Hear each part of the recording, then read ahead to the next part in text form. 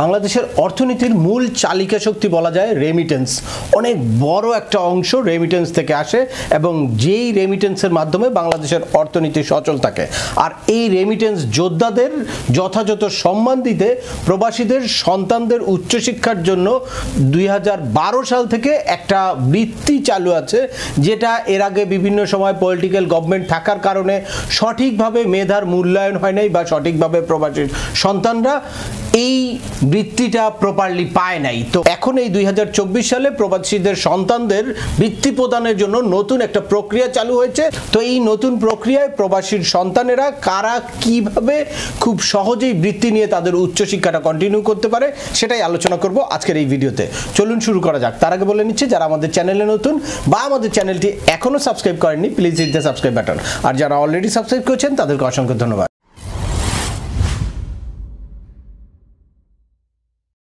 Business tips 360 চ্যানেলের পক্ষ থেকে আপনাদের সবাইকে স্বাগত জানাই। আমি সিএম আমিনুল বাহার। আমাদের এই চ্যানেলে বিশ্বের বিভিন্ন দেশের শ্রমবাজার, পড়াশোনা, ভিজিট এবং মাইগ্রেশন সংক্রান্ত বেশ কিছু আপডেটেড ইনফরমেশন আছে। আপনারা যারা যেই টপিকসে ইন্টারেস্টেড দয়া করে এই রিলেটেড সকল ভিডিওগুলো দেখবেন। এরপর ছোটখাটো প্রশ্ন থাকলে ভিডিওর নিচে কমেন্টস করবেন। এনিওয়ে চলে যাই মূল আলোচনায়। আপনারা জানেন যে প্রবাসীরা আসলে এই বাংলাদেশের যে কোনো পরিবর্তনে অনেক বড় একটা অবদান রাখে।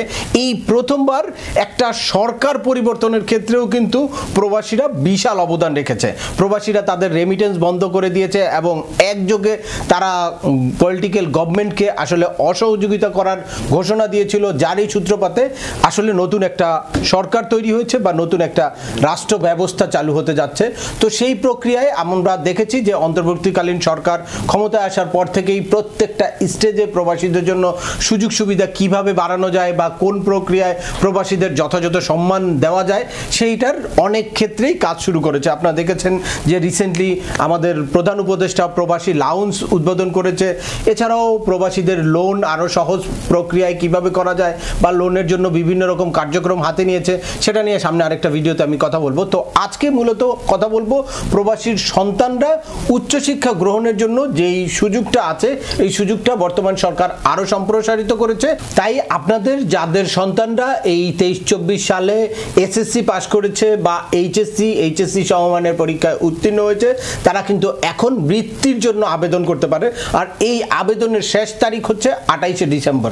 সুতরাং এখনই আপনারা প্রিপেয়ার হয়ে তারপর কিন্তু এই আবেদনটা করে ফেলতে পারেন। আবেদনটা করার আগে জানতে হবে যে কারা এই আবেদনের জন্য এলিজিবল। এসব প্রবাসীর সন্তান 2024 সালের এসএসসি বা সমমানের পরীক্ষায় উত্তীর্ণ হয়ে দেশের বিভিন্ন প্রতিষ্ঠানে একাদশ, সমমান অথবা ডিপ্লোমা কোর্সে ভর্তি হয়েছে, অথবা 2023 সালের এইচএসসি সমমান পরীক্ষায় উত্তীর্ণ হয়ে দেশের বিভিন্ন বিশ্ববিদ্যালয়ে বা মেডিকেল কলেজে পড়ছে, তারা আবেদন করতে পারেন। জনশক্তি কর্মসংস্থান প্রশিক্ষণ ব্যুরো অথবা ওয়েজ আর্নার্স কল্যাণ বোর্ডের সদস্য এমন প্রবাসী সন্তানরাই এই শিক্ষা বৃত্তির জন্য আবেদন করতে পারবে।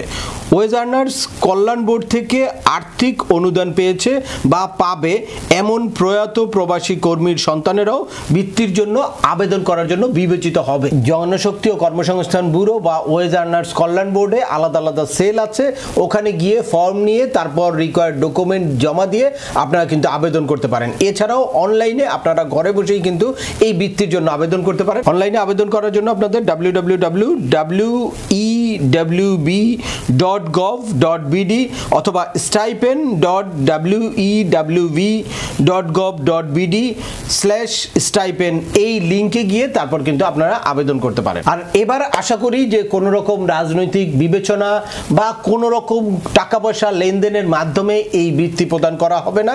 এবার সঠিক মেধার মূল্যায়ন করে সঠিকভাবে এই বৃত্তি প্রদান করা হবে। সুতরাং প্রবাসী ভাই বোনদের বলবো যে আপনারা সবাই কিন্তু যাদের সন্তানদেরকে আপনারা উচ্চশিক্ষা গ্রহণ করাতে চান, তারা কিন্তু এই স্টাইপেন্ডের জন্য বা এই বৃত্তির জন্য আবেদন করতে পারেন এবং খুব সহজেই আপনার ছেলে মেয়েকে পড়াশোনার একটা বড় ধরনের সাপোর্ট বাংলাদেশ সরকারের থেকে আপনি নিতে পারেন। তো আজকের ভিডিওটি আর দীর্ঘায়িত করছি না। আশা করি এই ভিডিও থেকে আপনার সন্তানের উচ্চশিক্ষায় কিভাবে কারা স্টাইপেন্ড নিতে পারে বা বৃত্তি নিতে পারে সেটা আপনারা সম্পূর্ণ ক্লিয়ার একটা ধারণা পেয়েছেন। তারপরেও আপনাদের এই সংক্রান্ত কোনো রকম কোনো প্রশ্ন থাকে অবশ্যই আমাকে কমেন্টস করে জানাবেন। আর ভিডিওটি ভালো লাগলে বা তথ্যমূলক মনে হলে অবশ্যই আপনার বন্ধুদের মাঝে শেয়ার করে দেবেন যাদের এই ইনফরমেশনগুলো অত্যন্ত প্রয়োজন। আবার দেখা হবে নতুন কোনো গুরুত্বপূর্ণ টপিকস নিয়ে। সে পর্যন্ত সবাই ভালো থাকবেন, সুস্থ থাকবেন এবং আমাদের চ্যানেলের সাথেই থাকবেন। আল্লাহ হাফেজ।